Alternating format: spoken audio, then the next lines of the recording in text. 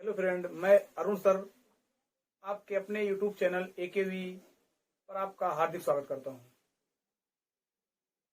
दोस्तों दोस्तों आज का पहला टॉपिक है इलेक्ट्रॉनिक विन्यास। इलेक्ट्रॉनिक विन्यास क्या है और किसी परमाणु के कोषों में इलेक्ट्रॉनिक विन्यास कैसे वितरित किया जाता है, आज हम आपको बताते हैं। तो इलेक्ट्रॉनिक विन्यास को इंग्लिश में बोलते हैं इलेक्ट्रॉनिक कॉन्फ़िगरेशन। इलेक्ट्रॉनिक विन्यास क्या होता है?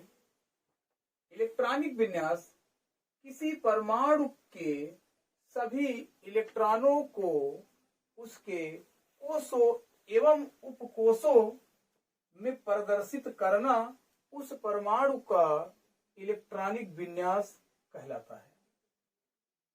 इलेक्ट्रॉनिक विन्यास निकालने के कई नियम हैं। जो पहला नियम है आफ-बाउ का नियम। आफ-बाउ का नियम है। आफ-बाउ का नियम क्या है? आफ-बाउ एक जर्मन भाषा का शब्द है। आफ-बाउ एक जर्मन भाषा का शब्द है जिसका अर्थ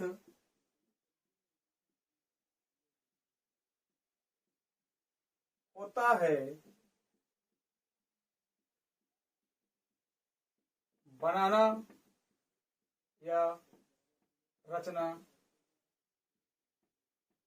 करना।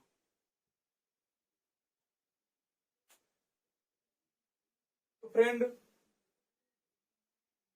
इस नियम के अनुसार किसी परमाणु के कोषों में या उपकोषों में इलेक्ट्रॉन को कैसे भरा जाता है? तो मेरे फ्रेंड, किसी परमाणु या के कोषों या उपकोषों में किसी भी इलेक्ट्रॉन को ऊर्जा के बढ़ते हुए क्रम में रखा जाता है। जो ऊर्जा का बढ़ता हुआ क्रम है आफ-बाउ का, वो निम्न है।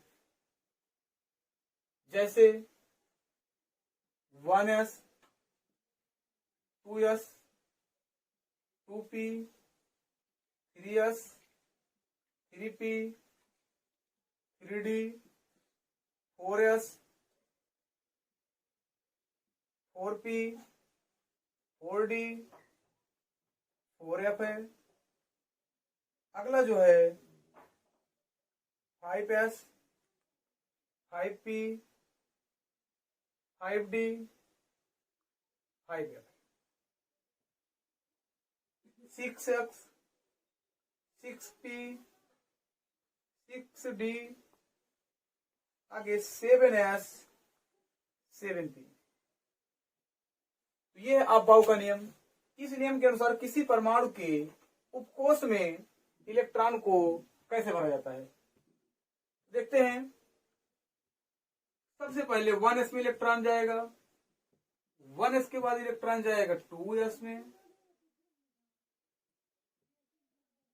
तो ये है इनका नियम।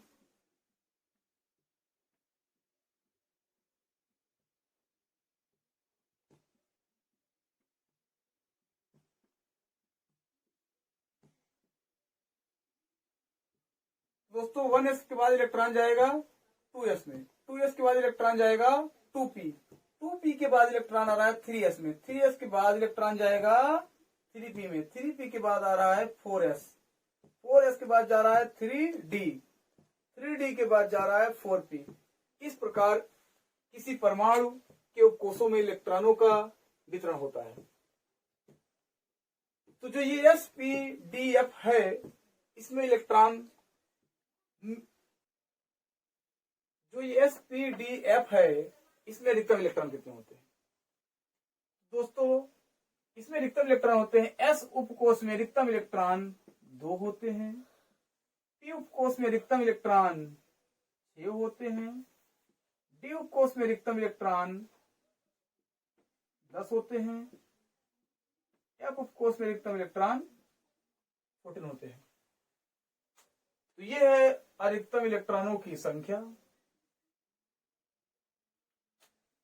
तो दोस्तों, कुछ एग्जाम्पल के तहत हम आपको समझाते हैं। जैसे हाइड्रोजन का परमाणु क्रमांक 1 होता है, तो इसका इलेक्ट्रॉनिक विन्यास 1s1 हो जाएगा। हीलियम का परमाणु क्रमांक 2 होता है, तो इसका इलेक्ट्रॉनिक विन्यास 1s2 हो जाएगा। लिथियम का इलेक्ट्रॉनिक विन्यास 1s2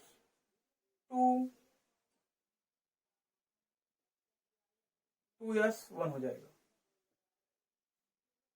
बेरिलियम का इलेक्ट्रॉनिक विन्यास 1s2 2s2। बोरान का इलेक्ट्रॉनिक विन्यास 1s2 2s2 2p1। इस प्रकार इलेक्ट्रॉनिक विन्यास निकालते हैं। अब इसको हम मिटा देते हैं, इसके बाद आगे बताते हैं आपको हम हैं।